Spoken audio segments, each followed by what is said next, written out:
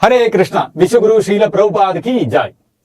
22 मई 1977 को जब शील प्रभुपाद ने जीबीसी से उनके तिरोभाव के बाद इस्कॉन के भविष्य के लिए प्रश्न पूछने के लिए मिलने को कहा, तब जीबीसी ने 28 मई 1977 को बैठक की और शील प्रभुपाद से पूछने के लिए 5 प्रश्न तैयार किए। उनमें से एक प्रश्न यह था कि शील प्रभुपाद के तिरोभाव के बाद इस्कॉन में दीक्षाएं कैसे संचालित की जाएंगी। शील प्रभुपाद ने उत्तर दिया कि वो इसके लिए ऑफिशिएटिंग आचार्यास या ऋत्विकों को सिफारिश करेंगे। बाद में 9 जुलाई 1977 को शील प्रभुपाद ने सभी टेंपल प्रेसिडेंट्स और जीबीसीज को एक निर्देश जारी किया, जिसमें ऋत्विक प्रणाली के माध्यम से दीक्षा लेने की प्रणाली का वर्णन किया गया था और 11 भक्तों को ऋत्विक के रूप में नियुक्त किया गया था। महत्वपूर्ण बात यह है कि यह निर्देश संस्था के शीर्ष नेतृत्व अर्थात सभी टेंपल प्रेसिडेंट्स और जीबीसीज को भेजा गया था। उनको यह पत्र संबोधित किया गया था।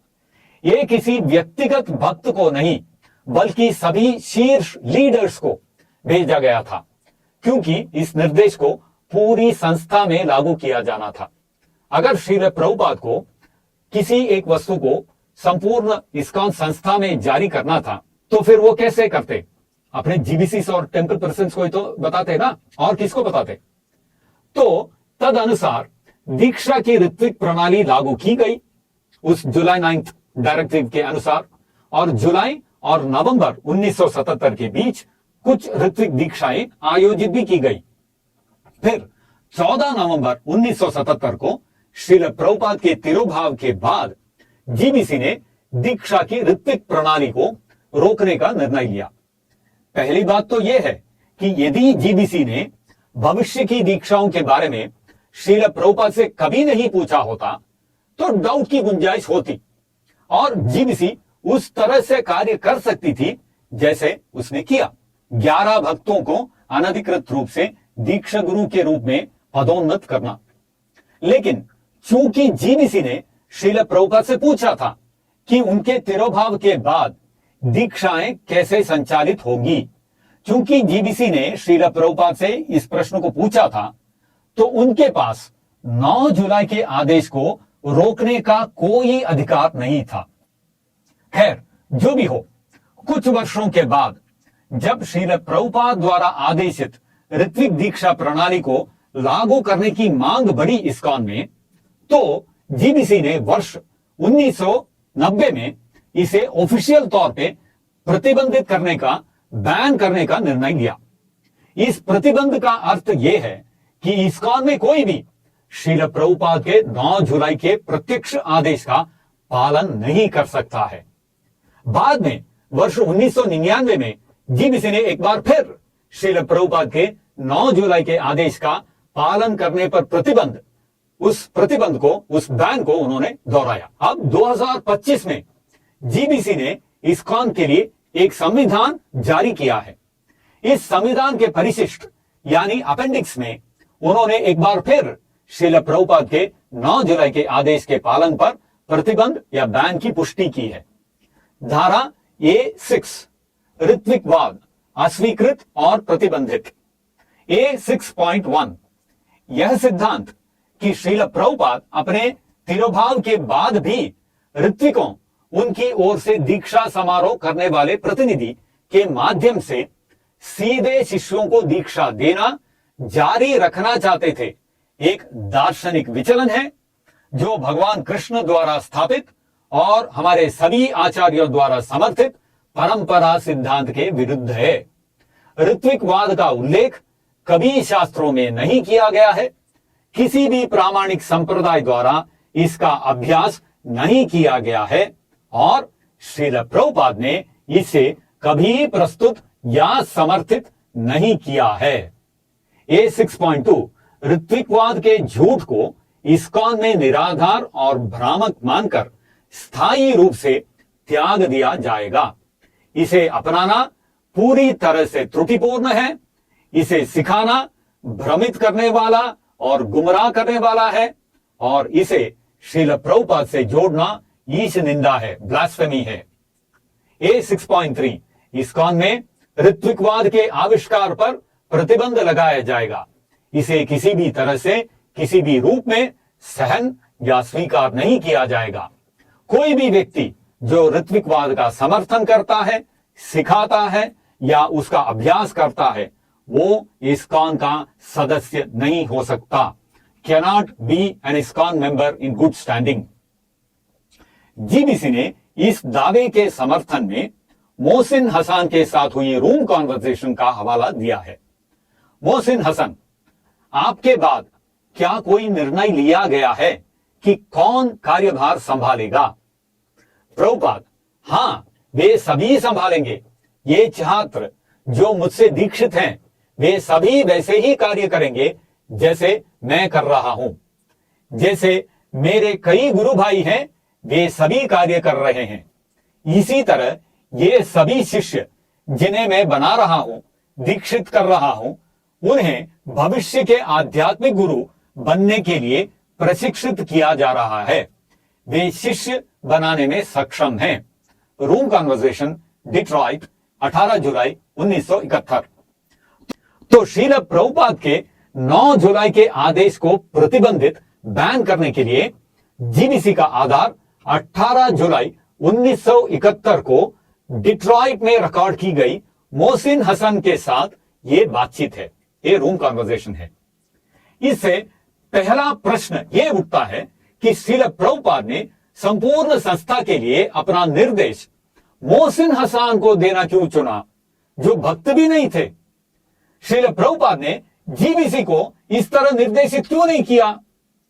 क्या श्रील प्रभुपाद को जीबीसी पर भरोसा नहीं था और इसीलिए उन्होंने मोहसिन हसन को बताया कि इस्कॉन में भविष्य में दीक्षाएं कैसे होंगी, ना कि जीबीसी को? क्या श्रील प्रभुपाद को लगा कि जीबीसी उनकी संस्था के निर्देशों को लागू करने में सक्षम नहीं थी और इसीलिए श्रील प्रभुपाद ने मोहसिन हसन से कहा कि उनके शिष्य आध्यात्मिक गुरु बनेंगे, जबकि जीबीसी को 28 मई 1977 को श्रील प्रभुपाद ने जीबीसी से यह कहा कि उनके शिष्य ऋत्विक होंगे, न कि आध्यात्मिक गुरु? क्या श्रील प्रभुपाद पूरे आंदोलन के लिए अपने सारे निर्देश मोहसिन हसन के माध्यम से भेज रहे थे, न कि जीबीसी और टेंपल प्रेसिडेंट्स के माध्यम से? क्या किसी ऐसे व्यक्ति के साथ जो भक्त भी नहीं है, उसके साथ एक रूम कॉन्वर्सेशन में हुई बातचीत जीबीसी और टेंपल प्रेसिडेंट्स को दिए गए लिखित निर्देश से अधिक महत्वपूर्ण है? तो जब तक आप इन सवालों के जवाब ढूंढ लेते हैं, आइए तब तक वास्तविक उद्धरण पर नजर डालते हैं। इस बातचीत, इस रूम कॉन्वर्सेशन की पृष्ठभूमि यह है कि 18 जुलाई 1971 को डिट्रॉइट मंदिर में एक दीक्षा समारोह हो रहा था। श्रील प्रभुपाद के शिष्यों में से एक श्रील प्रभुपाद के ओर से दीक्षा यज्ञ कर रहा था। मोहसिन हसन दीक्षा समारोह में शामिल हुए थे और उसके बाद उन्होंने श्रील प्रभुपाद से मुलाकात की और विभिन्न विषयों पर चर्चा भी की। एक बिंदु पर चर्चा इस ओर मुड़ गई कि श्रील प्रभुपाद के उत्तराधिकारी कौन होगा। तो आइए इस चर्चा के इस हिस्से को सुनते हैं। Then, when Krishna, Narada, from Narada, Vyasdev, from Vyasdev to Madhyacharya, from Madhyacharya to Ishwar Puri, Madhavendra Puri, then Chaitanya Mahaprabhu, then his disciples, the 6 Goswamis, then Krishnadas Kaviraj, then Baladev Vidyabhushan. So, we are taking account very vividly from Chaitanya Mahaprabhu, and I am the 10th generation from Chaitanya Mahaprabhu. You are the 10th. After you, is it any decision has been made who will take over? Yes, all of them will take. These are students Yes. who were initiated from me. All of them will act as I am doing. Just like I have got many godbrothers, they are all acting. Similarly, all these disciples which I am making, initiating, they are being trained to become future spiritual masters. How many Swami do you initiated? American. I'm speaking just on About American 10. culture. You have 10 Swamis. And after the Swamis, what's the lower Now rank? they are competent. They can, not only the Swamis, even the Grihasthas, they are called Dasodikari, Yes. and Brahmacharis. Everyone can.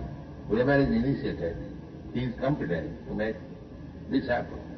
But as a matter of etiquette, they do not do so in the presence of their spiritual master. This is the etiquette. Otherwise, they are competent. They can make disciples and spread. They can recruit more members in this. They do, but they are being trained now. Yes. Just like here in this meeting, one of my disciples is acting as priest. Instead of myself, he is acting. So, some of my students, they are acting as priests. Some of them are Swamis. So, they are competent to make disciples.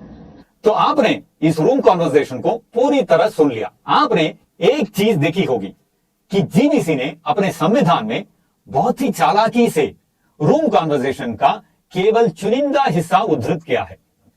वे शिष्य बनाने में सक्षम है, जबकि श्रील प्रभुपाद के उस वाक्य से ठीक पहले के सबसे महत्वपूर्ण हिस्से को जीबीसी ने छोड़ दिया। श्रील प्रभुपाद वास्तव में उन्होंने कहा था वे शिष्य बना सकते हैं और प्रसार कर सकते हैं। प्रसार कर सकते हैं, they can spread the mission का अर्थ है कि वो शिक्षक गुरु बनेंगे। बन सकते हैं किसके लिए? मेरा मतलब है इसमें और सदस्यों की भर्ती करें। वे करते हैं, लेकिन उन्हें प्रशिक्षित किया जा रहा है। जैसे यहां इस बैठक में मेरा एक शिष्य पुजारी के रूप में कार्य कर रहा है, मेरी जगह वो कार्य कर रहा है, तो मेरे कुछ छात्र पुजारी के रूप में कार्य कर रहे हैं, उनमें से कुछ स्वामी हैं, इसलिए वे शिष्य बनाने में सक्षम हैं। तो श्रील प्रभुपाद ने उस भक्त का उदाहरण दिया जिसने श्रील प्रभुपाद की ओर से यज्ञ किया था, वो पुजारी बना था, और श्रील प्रभुपाद ने कहा कि इस तरह वे शिष्य बनाने में सक्षम हो रहे हैं, प्रशिक्षित हो रहे हैं। श्रील प्रभुपाद ने कहा कि उन्हें उनकी ओर से पुजारी यानी प्रीस्ट बनने के लिए प्रशिक्षित किया जा रहा है। मेरी जगह वो कार्य कर रहा है, ये कहा श्रील प्रभुपाद ने। और श्रील प्रभुपाद ने कहा कि वे पुजारी के रूप में कार्य कर रहे हैं, इसलिए वे शिष्य बनाने में सक्षम हैं। किसके लिए शिष्य बना रहे हैं? अपने लिए नहीं, प्रभुपाद के लिए। जीबीसी ने बहुत ही चतुराई से अपने संविधान के उद्धरण में पुजारी वाला भाग तो हटा ही दिया। इसका अर्थ है कि श्रील प्रभुपाद ने वास्तव में यह कहा था कि वो अपने शिष्यों को अपनी ओर से दीक्षा देने के लिए ऋत्विक यानी पुजारी बनने का प्रशिक्षण दे रहे हैं, अपने शिष्य बनाने के लिए प्रशिक्षण नहीं दे रहे हैं। इस तरह वो शिष्य श्रील प्रभुपाद के लिए शिष्य बना सकते थे, अपने लिए नहीं। अतः निष्कर्ष ये है कि जब से जीबीसी ने 1990 में पहली बार ऑफिशियल तौर पे श्रील प्रभुपाद के 9 जुलाई के आदेश को प्रतिबंधित किया, बैन किया, तब से लेकर अब तक जीबीसी अपने प्रतिबंध, अपने बैन और श्रील प्रभुपाद के आदेश की अवज्ञा के समर्थन में एक भी साक्ष्य प्रदान नहीं कर पाई है। जीबीसी लगभग 50 वर्षों से एक मनगढ़ंत दर्शन का प्रचार कर रही है कि श्रील प्रभुपाद के 9 जुलाई के आदेश का शास्त्रों में कोई आधार नहीं है, इसलिए वे श्रील प्रभुपाद के प्रत्यक्ष आदेश का पालन नहीं कर सकते।